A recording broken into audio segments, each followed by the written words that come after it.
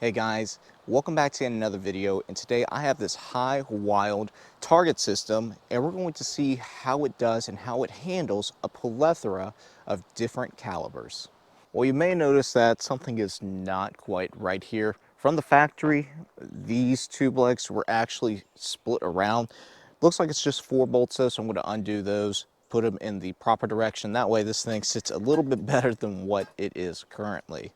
You're going to definitely want some type of platform behind the stand. It makes it way easier to work on. You can simply put your plates in and then I'll install the hardware and chain as needed, and that way you're not trying to hold the plate while bolting everything. But you put your carriage bolt in the front, you move it, you then have a washer. I forget the name of this, split ring washer or something of that nature. Then a bolt. You want this initial one tightened all the way down, and then you want to leave just a little bit of a gap. The farther back the secondary bolt is, the farther the plate's going to lean backwards. This has it leaning back just enough to where it'll take the bullet or shrapnel and go into the dirt versus being too low and being difficult to see. Once you do that, you're going to add another washer, your chain, another washer, and then your lock nut will be on the rear. Pretty simple setup. The hardware itself is not wonderful. I'll be interested to see how long it holds up, although I imagine just a couple bullets in the wrong area and this will be done for, but that's yet to be seen. I can just grab some galvanized or something a bit stronger if I need to in the future.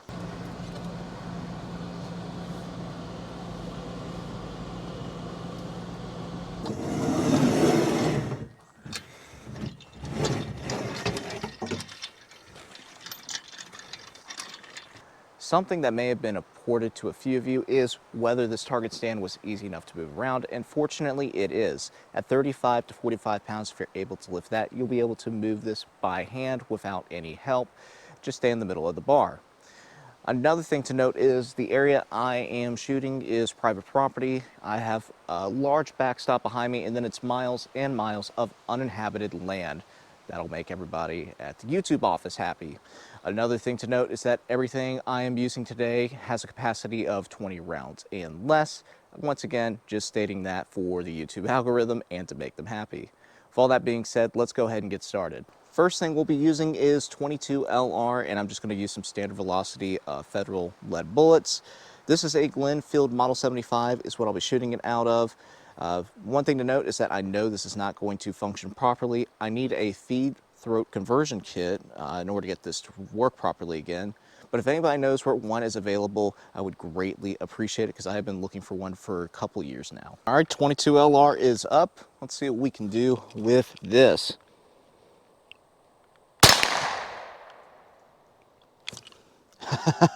Yeah, kind of figured that'd be the case, but that's all right.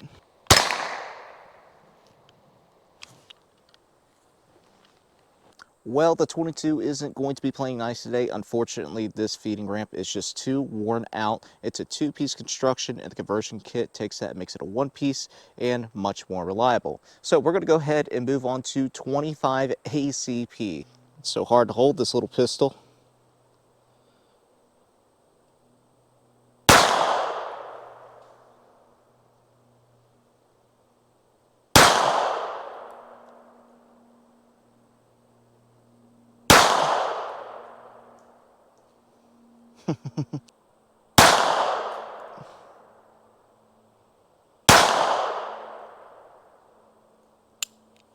Click. Well, shots on target. Doesn't look like it damaged the plates whatsoever. Let's move up to something a little bit bigger. All right, up next we have a Ruger LCP. This is chambered in 380. A little bit easier to hold on to than that 25.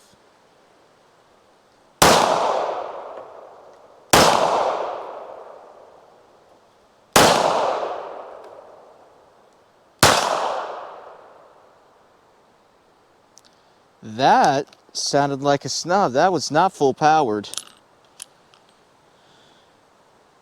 Oh my goodness. I can't believe I caught that on camera. That casing just ruptured in the pistol. I've never seen that before. Wow.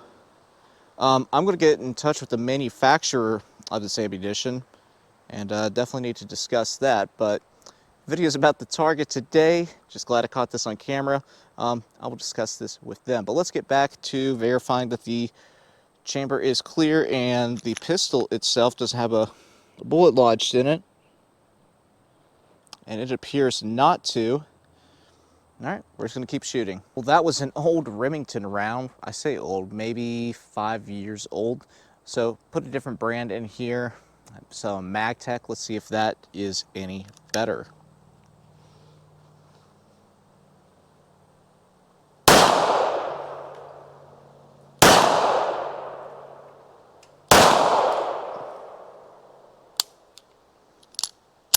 And that's it. Target looks absolutely fine. Time to bump up to 9mm. All right, 9mm, about 10 to 15 yards.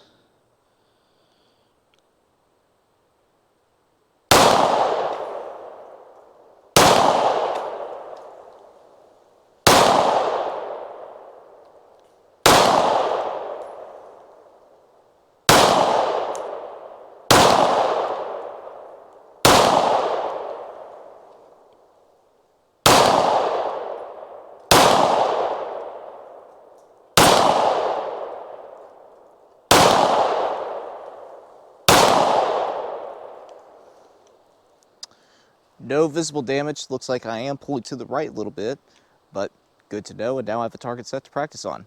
All right, with pistols completed, we're going to move on to shotguns. Start off with a 410 at relatively close range, then back it up, and we'll get the 12 gauge out. All right, so going to start off with some number 4 shot, I believe, out of this 410. We'll go for the orange plate first, yellow plate, and then we'll finally finish up with a slug at relatively close distance to see how we do.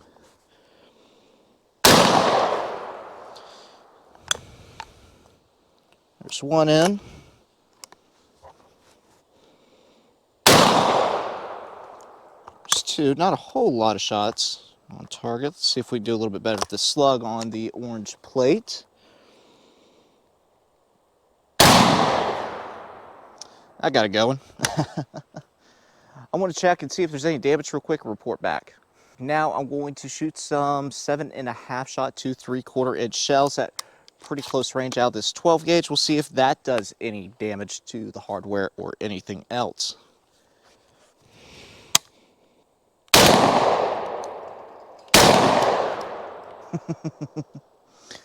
Bloody lead down range, but still no damage even at relatively close distance. Now I'm going to put some 2 and 4 shot in there. This is mainly for birds, things of that nature. We'll see if that makes a significant difference or not. 2 shells going in. Once again, larger of the 2 targets for this particular round.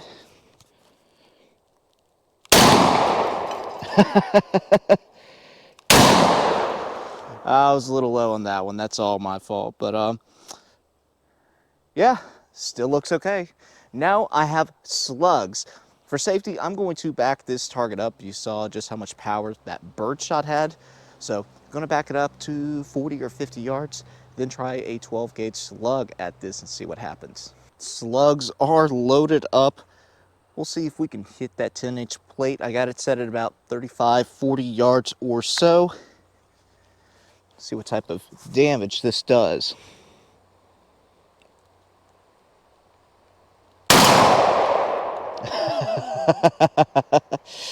Well, got it. Let's see if I got 2 more shots in here, see if I can hit one of these other plates.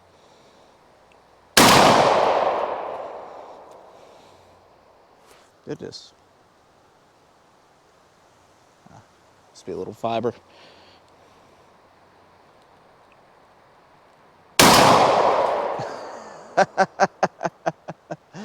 Well, 2 12 gauge slugs at 35 yards. We'll see if there's any pitting real quick, and I'll report back if there is any. Up next is 223. These are actually steel core rounds, so I imagine that they will do some damage, but those 12 gauge slugs did not, and that surprised me. Got a couple shots loaded up here, I believe about 10 or so.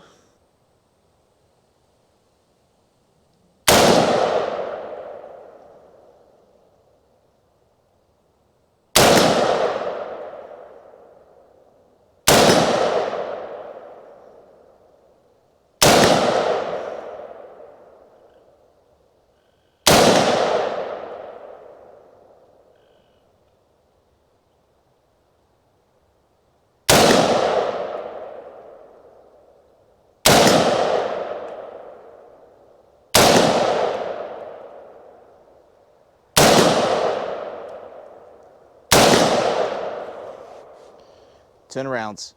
Check for damage real quick. Starting off with this small plate, I'm not feeling any indentation, so it feels like flat steel. Maybe the tiniest bit of an indentation right there, but very insignificant. Now we have the 8-inch plate, same thing, not a problem. You can see where that tip hit, but once again, just a tiny bit of deflection. I can't even feel it with my fingertip. And this one's where I hit the slugs. There is that top slug that I hit, and you could actually feel the lead ingrained, but the rest of it feels flat on that top one, and this bottom one, it feels flat as well. And as far as 223, which are those center ones, again, you can see just the tiniest bit of pitting, but nothing too concerning. Finally, we have this one where we have 2 shots, that top one and this lower one, and same exact thing. So all the targets are holding up really well. The stands themselves look like they're just fine, just a little bit of shrapnel grazing as you're able to see on both sides, but that was to be expected. This is pretty hollow and light tubing.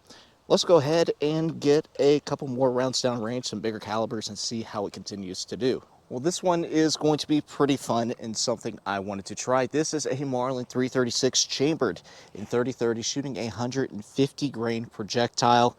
We're going to give it a couple of shots on these plates. We'll see if this does any damage. I'm at about 75 to 80 yards currently. And that's pushing the back of the patch in this case, but we'll give it a shot here.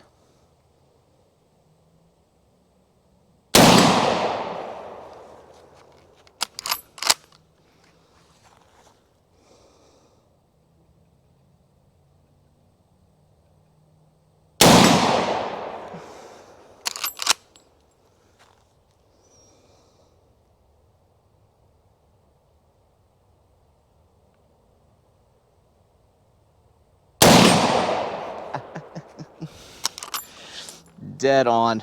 I love this thing. But yeah, 3 shots.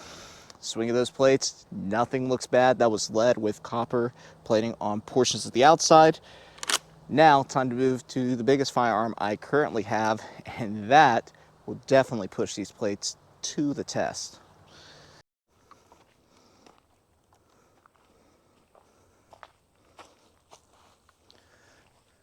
Last but certainly not least, 450 Bushmaster, 250 grain projectile flying at roughly 2,200 feet per second out of the barrel.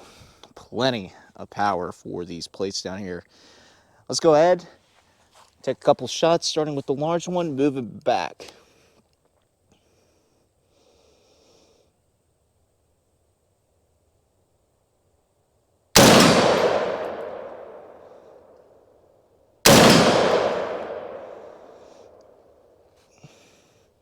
Sun's getting in my eyes a bit.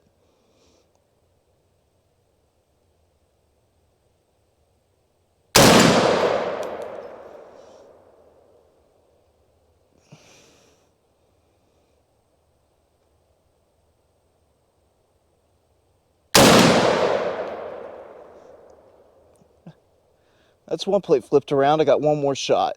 Go for the 10-inch plate.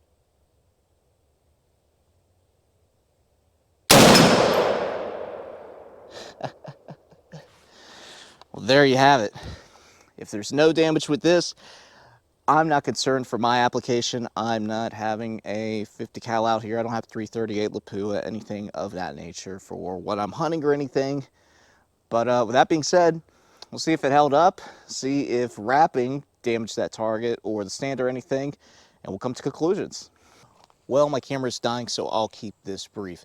Overall, with multiple calibers, including some significant heavy hitters, these plates didn't see any damage. The stand itself hasn't seen any damage. The hardware hasn't seen any damage, but fortunately that's because I didn't hit it today. And overall, if you're looking for a relative inexpensive set, yeah, this seemed to do pretty well, and I'm happy with it. So I will make sure to link that in the description below, as well as somewhere up here or up here, one of those areas. Another thing to note is today's March 31st, and there's an ongoing really bad severe weather event. Looks like there's a significant number of tornadoes. I'm going to see if I can link a donation page for the American Red Cross. I don't know everything going on. Again, this is ongoing right now, but if you can find it in your heart or you have the ability to give, I know they would certainly appreciate it, as would I. So I will see if I can link that below. Now guys, I do hope you enjoyed this video, and if you did and want to see more like it, or one of the particular firearms that I shot today in a little bit more depth, please let me know. And as always, thanks for watching.